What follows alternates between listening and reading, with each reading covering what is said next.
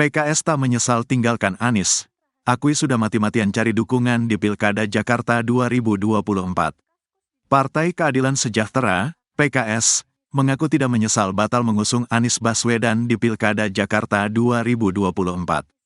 Diketahui, PKS yang sebelumnya mendukung Anies kini beralih mendukung Ridwan Kamil Suswono.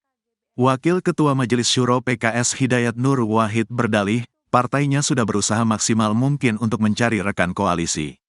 Tujuannya agar memenuhi ambang batas pencalonan gubernur saat mengusung Anies dan Sohibul Iman.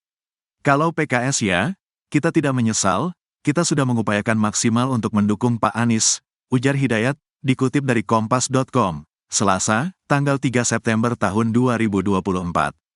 Hidayat menambahkan, Presiden PKS Ahmad Syaihu sempat mengajak Perindo dan Partai Solidaritas Indonesia, PSI, untuk turut mendukung Anies Sohibul. Selain itu, Syaihu juga sempat meminta Partai Gerindra dan Partai Kebangkitan Bangsa, PKB, untuk ikut mengusung pasangan tersebut.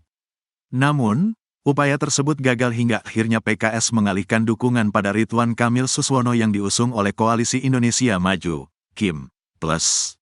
Hidayat sebenarnya sudah pernah memberi masukan kepada Anies jika ingin mendirikan partai politik baru.